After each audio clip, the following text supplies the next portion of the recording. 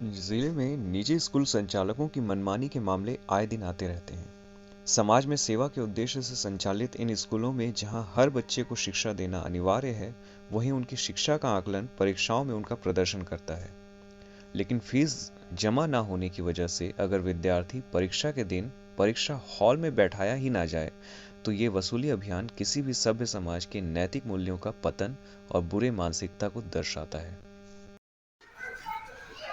ऐसा ही एक मामला जगदलपुर शहर से लगे आड़ावल स्थित ज्ञानोदय उच्चतर माध्यमिक शाला में देखने को मिला, जहां समय पर फीस नहीं दिए जाने पर बच्चों को वार्षिक परीक्षा देने से मना कर दिया गया।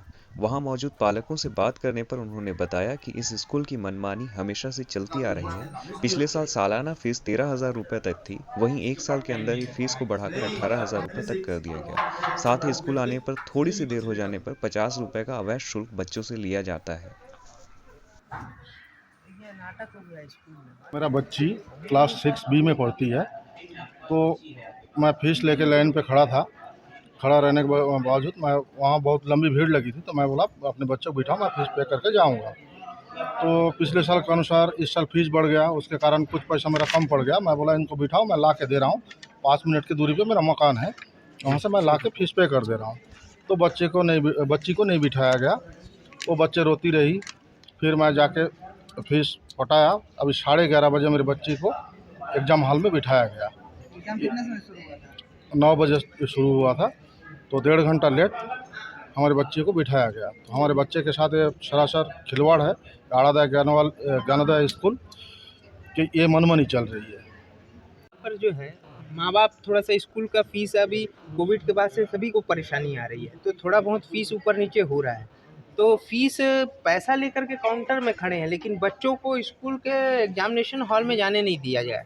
इन लोगों का कहना है आप फीस पटाओ, उसके बाद बच्चा बैठेगा। स्कूल का एग्ज़ाम टाइम है 9 बजे, 10:30 बजे तक इसी फीस काउंटर में भीड़ लगा हुआ है। हम लोग प्रिंसिपल को बता मतलब यहाँ पर बोल रहे हैं कि भाई आप बच्चे को भेज दीजिए, हम फीस पटा रहे हैं, तो भी इन लोगों का कोई वो नहीं है। आज इस स्कूल में प्रिंसिपल भी नहीं है।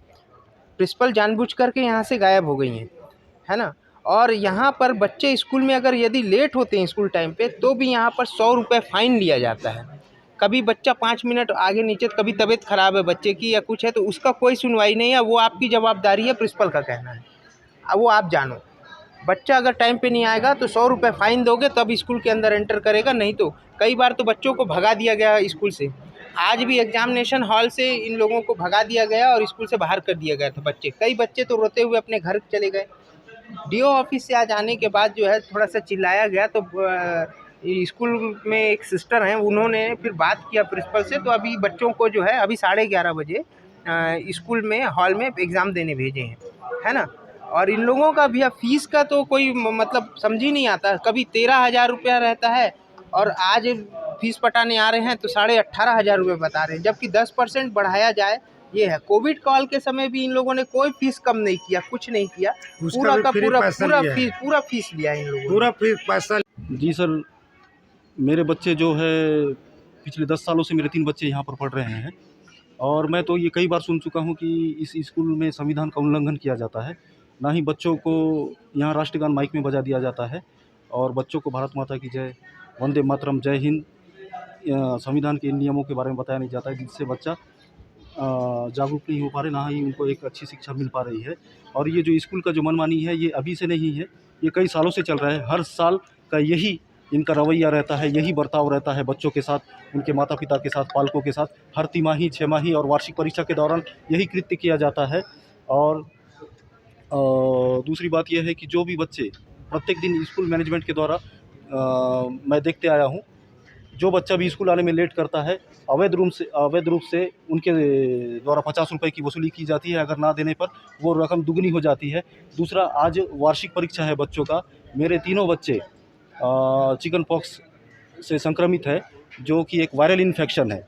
अगर मैं अपने बच्चों को भेजूं तो वो दूसरे बच्चे भी संक्रमित होते हैं। इस कारण से मैं यहाँ पर ये एप्लीकेशन देने आया था।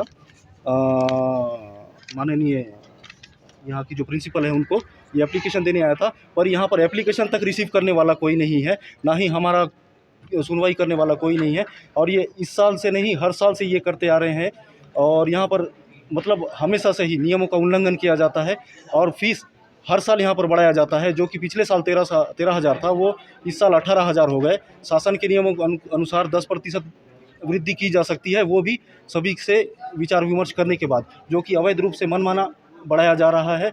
और मैं चाहूँगा मीडिया के द्वारा कि आप लोग इस पर कोई ठोस कार्रवाई करें और पालकों को थोड़ा सा रियायत दिलाएं। और कोविड के प्रोटोकॉल में भी फीस में कोई रियायत नहीं दिया गया, पूरा फीस लिया गया है। और कई ऐसे पेरेंट्स हैं जो कोविड के समय जो समस्या आई थी उससे अभी तक उभर नहीं पाए हैं, और लेकिन इनका टॉर्चर बराबर बना हुआ है। और ये कोई नई बात नहीं है, बहुत पुरानी बात है, पर आज मैं आपके सामने बता रहा हूँ। ये सभी पालक हैं, सभी इन समस्याओं से ग्रसित हैं और सभी को ये समस्या है। और मैं चाहूँगा आप लोग कुछ इस पर ठोस कार्रवाई करें। माननीय संयुक्त संचालक लोक शिक्षण को मिली थी और उन्होंने फ़ोन करके मुझे बोला कि जा करके इसकी जांच करके आओ, आप क्या स्थिति है। तो मैं उसी जांच करने के सिलसिले में आया हूं और पालकों से मेरी चर्चा हो गई है हमारी, कई पालकों से। अब प्राचार्य यहाँ पे है नहीं, वाइस प्रिंसिपल यहाँ मिल नहीं रही हमको, यह इनके जो जिम्मेदार व्यक्ति हमको मिल नहीं रहे हैं। अब उनसे बात करके ही मैं जाऊँगा और पूरी रिपोर्ट जो है बना करके संयुक्त संचालक को सौंपूँगा कार्रवाई के लिए।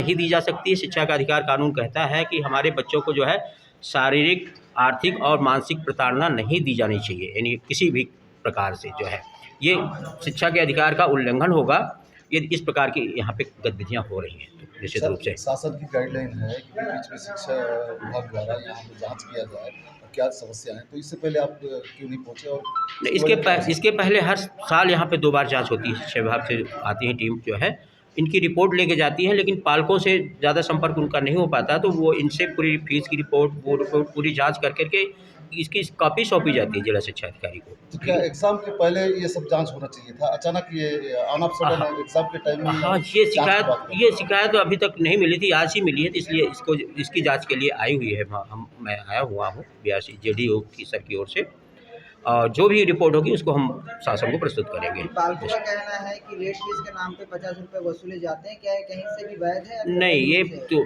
पूरी तरह से ठीक नहीं है। इसकी पूरी रिपोर्ट जांच मांगी जाएगी कि आपने आज तक कितने रुपए लेट फीस के रूप में वसूला है, उसका क्या उपयोग किया है, क्या खर्चा किया है, क्योंकि वो इनके फ़ी स्ट्रक्चर में वो चीज़ नहीं रहती है लेट फीस की। हमको जो रिपोर्ट देते हैं उसमें लेट फीस का कहीं उल्लेख नहीं रहता कि लेट फीस हम वसूलते हैं, ठीक ना। तो इसके बारे में इनसे जांच मांगी जाएगी रिपोर्ट कि आपने इस फीस का क्या किया है, ठीक जो ना। इतना बच्चे फीस नहीं देने की वजह से जो बच्चे अभी घर से जाकर वंचित हो गए हैं एग्जाम से, उनके लिए आप क्या व्यवस्था करेंगे? नहीं, उनके लिए मैं अपनी रिपोर्ट माननीय उच्च अधिकारियों को दूंगा। जो व्यवस्था की जानी है उच्च अधिकारियों के माध्यम से निर्देशन में की जाएगी। नहीं है, हम इसके लिए अधिकृत नहीं है अभी। कहीं ना कहीं वो बच्चे परीक्षा से वंचित हो चुके हैं, तो क्या उस इतनी बड़ी लापरवाही को लेकर इसके ऊपर कोई कार्रवाई आप करेंगे या फिर नहीं? नहीं, कार्रवाई करने का अधिकार हमारे माननीय उच्च अधिकारियों को है। मैं उनको अपनी पूरी रिपोर्ट सौंपूंगा और जैसे भी होगा उचित कार्रवाई होगी उनके द्वारा, उच्च अधिकारियों के द्वारा।